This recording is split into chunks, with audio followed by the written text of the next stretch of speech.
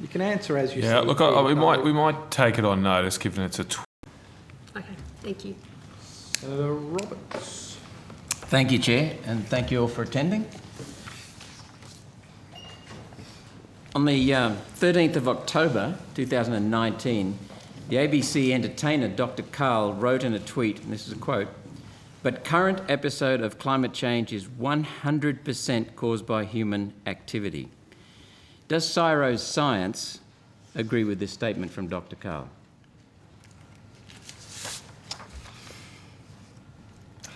You've just got, sorry. You can answer as you see. Yeah, look, we might take it on notice, given it's a tweet, Senator Roberts, and it might be useful just to let Dr. Marshall see it in context and provide any useful information. That it's a very well, context of the overall science, and it's a broad question that I would imagine Dr. Marshall might seek some advice about. So we might take that on notice.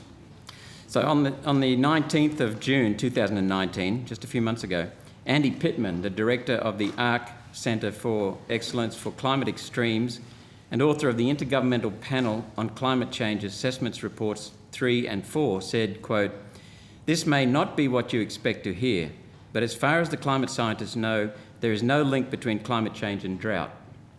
Does CSIRO's science agree with this statement from Andy Pittman?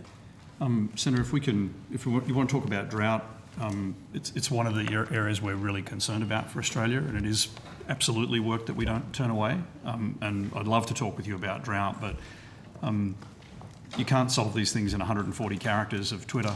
Well, that's not that's a speech, 20, 30-minute speach. Oh, I see. Sorry.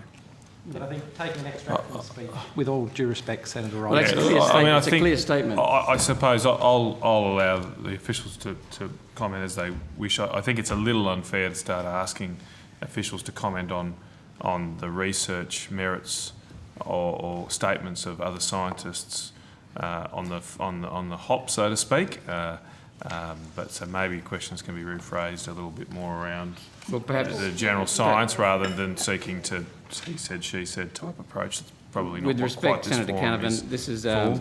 pretty simple. Yep. Is there a link between climate change and drought? Well, that's a different question. So, okay, I'm happy for Thank you, Senator. a better way to frame it. So Australia's had drought for a long time. We are the driest or the most arid continent on the planet.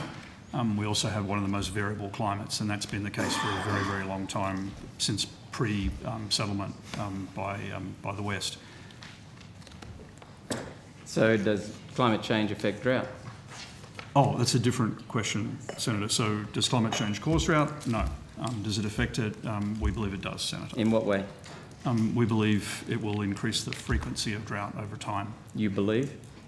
The data suggests and the modelling suggests that it will increase the frequency. Because there's a lot of belief around climate change. So on the 19th of September 2019, Greens MP Adam Bant said, this is a quote, "Climate change is making Australia's droughts longer and more intense. We need action on climate to reduce the threat of drought." That's the end of the quote. Does CSIRO's science agree with this statement that climate change is making droughts longer and more intense? Again, can I just this will be my last intervention on this, but again, I'm not going to stop Dr. Marshall saying what he chooses, but I fully understand that officials here aren't really employed to make commentary on other scientists external from their organisation, and certainly not other members of Parliament and commenting on their contributions. I don't really want to turn estimates into a review of every statement made in this place, but I'll let Dr. Marshall. I'm just asking him if Australia's droughts are made longer and more intense. That's different. I'd prefer. Sorry, just to state. I think it would be more helpful for the committee if phrased as questions, not as this person Senator, said this. Do you agree with that? Senator, there's a wonderful piece of work that we did, also groundbreaking. The first time we did it was published in Nature, recognised as the first time it's ever been done, called the Australian National Outlook, and I'll send you a personal copy of it to review. But it does, I think, a great job of navigating Australia through the impacts of having the most variable climate, one of the most variable climates on Earth, and being in the most arid continent. In that document, it says something along the lines of, since 1950, Australia's become warmer. We've had less rain in the south. Since 1950? And more rain in the north. and with a greater variability in the weather patterns from year to year. Using that historical data and the forward projections, and they are projections based on science, but they're projections, we mapped a number of scenarios to try and figure out the best way to navigate Australia through these challenges and to enhance Australia's economy in the process. I think you'd find it really useful reading, and I'd be happy to sit down with you and go through it. Yep. I am wary, though, of things that are based on models and that are only looking over a short term, such as 1950s. That's Dr. Peter Mayfield, Executive Director for Environment. Hi, Dr. Mayfield.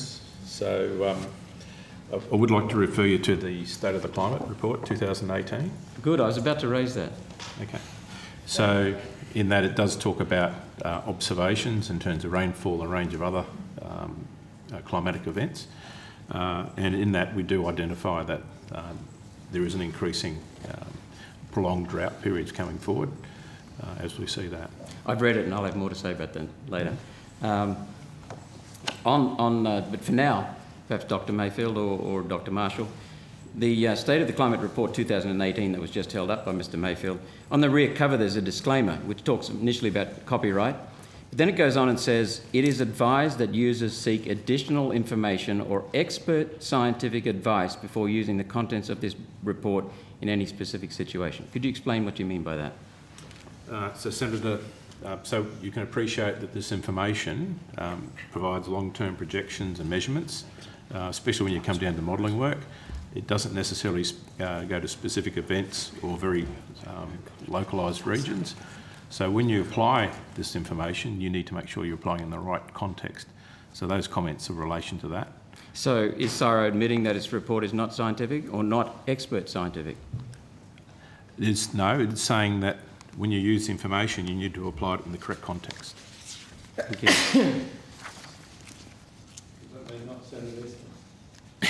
Sorry? Going to the next question, and I'll go back to 2016. The consequences of political positions on climate, on energy prices, regulatory controls and the stealing of farmers' property rights without compensation is costing our country billions of dollars and exporting jobs. It is expected to cost our economy trillions of dollars.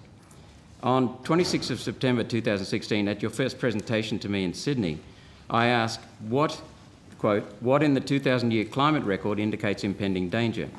CSIRO scientists and administrators refused to indicate anything of danger in our climate and said they would not use that word. Does CSIRO still refuse to attribute danger to increasing human carbon dioxide output? Danger. Yes. Well, Senator, danger is kind of an emotional word. We try to stick to presenting the data, the science, and where we have models and projections, give disclaimers to the fact that they are models and projections. So I don't know that we'd use the word danger because it's more of an emotional word. Okay, thank you. Senator, if I could add to that. So our work looks at trying to understand climate change and trying to model that and ultimately in time predict that better.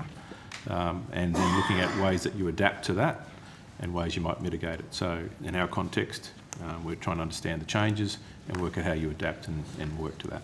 Well, I think Dr. Marshall was there, or you might have left just before that statement, but the CSIRO scientists and their own staff agreed that it was largely a political construct, the use of the word danger, and CSIRO wouldn't have anything to do with it. So I can hear what you're saying. Now, the next one is, after we explored the use of the word danger and agreed that apparently politicians attributed danger, Steve Rintoul, who was at the time Interim Director, CSIRO Climate Science Centre, replied, "So our role is stating what the science tells us about what has changed and the causes of that and projections of future change. You'd agree that variation is natural in every type of object and activity and within every process. No two objects or actions are identical." You'd agree with that? At a very fine level, you can measure difference between... We can measure things, Senator. I'm not sure if I understand the full context Variation of your exists question in at this point in everything. time. Variation exists in everything. Certainly in this chamber, Senator. Yeah, I can stand up next to Mayfield and we'll see variation. Good answer. Yeah. Statistically, there are many types of variation, including inherent natural variation, seasonal variation, and cyclical variation. These are present naturally within climate, and if considered only over short periods, for example, the cooling part of a natural climate cycle or the warming part of a natural cycle, they appear to be a process change, yet they're not a process change. They're just cyclical. Could CSIRO, on notice, please provide the statistically significant variation that proves there has been a process change, that is variation that is beyond or outside natural, inherent, cyclical or seasonal variation over the last 350 years? So, Senator, if I can bring to your attention again the 3 meetings that we had between 2016 through 2017. There was a large amount of information that was presented, a number of transcripts taken. I've actually got them sitting here. We've covered that territory at that point in time. I'm very happy to table that documentation for your reference. I'm happy for you to table it.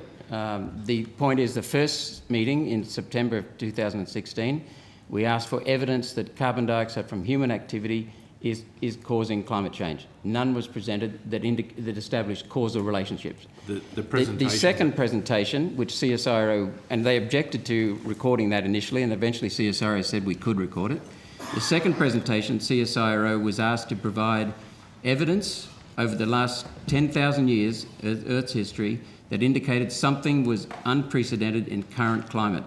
CSIRO would not let us record that. Senator We Roberts, then had a... we're getting towards a discussion rather Well, than I'm just answering the Senate question about that. estimates. So Mr Mayfield said that he's already presented it, and I doubt that. I've given you a fair bit of latitude. I think we either need to get back to questions or move on. Well, I'd like CSIRO to provide me with the statistically significant variation that proves there has been a process change that is variation beyond or outside natural, inherent, cyclical or seasonal variation over the last 350 years. So, Senator, as I stated, I believe the presentations that were made in that second and third meetings covers that. Did you identify the statistically significant process change in that? No, you did not. The work that we've done, that we would stand behind us in those presentations, and I'm very happy to table that for your reference. No, I've got one, but I'm happy for you to table it. Senator, could I, if we put that question aside just for a minute. The one that you won't answer, yep. Just for a minute. I mentioned CSIRO works on Australia's big challenges, and let's put climate science aside for a minute and look at what's happening in the world. There's a massive market shift globally towards renewable energy sources. That's a fact. Given that's happened, Australia's at risk because 180 billion of our export revenue comes from coal, iron ore, LNG, all related to, will all be affected by that. But more important, more than a third of our tax revenue from industry comes from those 3 industries. We can't lose that tax revenue, and that's the threat, that's the danger. So what CSIRO is working on in terms of a mitigation strategy is trying to find other export materials like hydrogen that could replace the materials that are being put at risk by this global market shift. Now, regardless of what anyone believes about climate change one way or the other, the market is shifting and it will hurt this country if we don't figure out how to navigate it. And that's the essence of the Australian National Outlook. How do we navigate those industries so we don't lose them and so that we retain our quality of life? Well, it's a very simple answer to you, Dr. Marshall.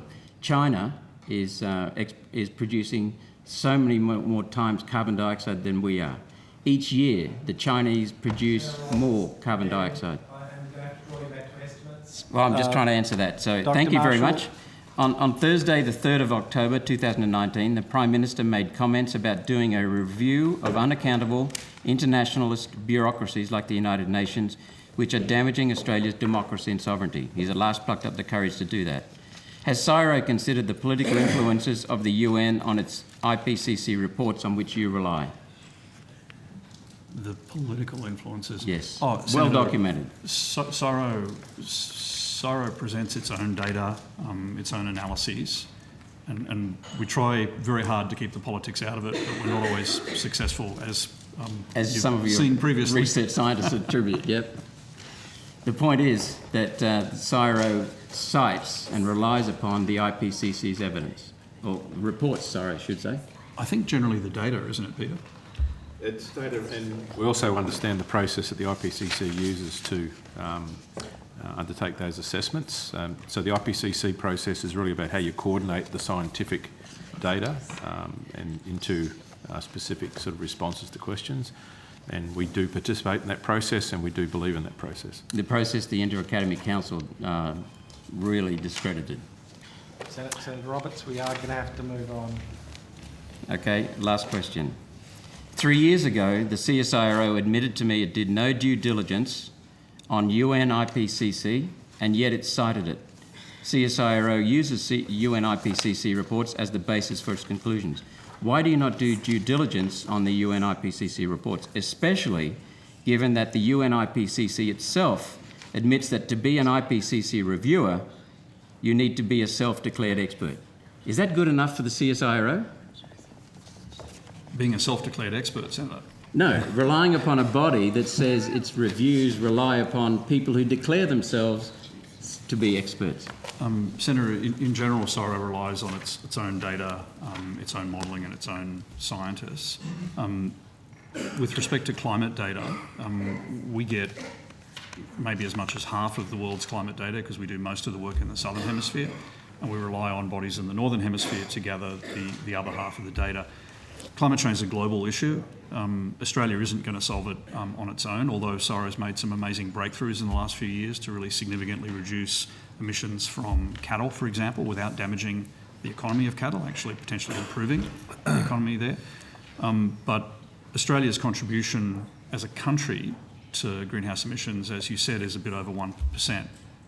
China is the highest emitter, followed by the United States. So you're going to continue to rely upon and cite a body that says to be a reviewer of that body, you just have to be a self-declared expert, and that's heavily politically influenced? Senator, I think it depends on what we're citing. If it's actual data, hard data, and that's what CSIRO relies on. No good citing something like that. Okay, we're verging back into discussion again. Thank you, I'm Senator finished. Thank you very much. Excellent. All right. It's an emergency, Senator.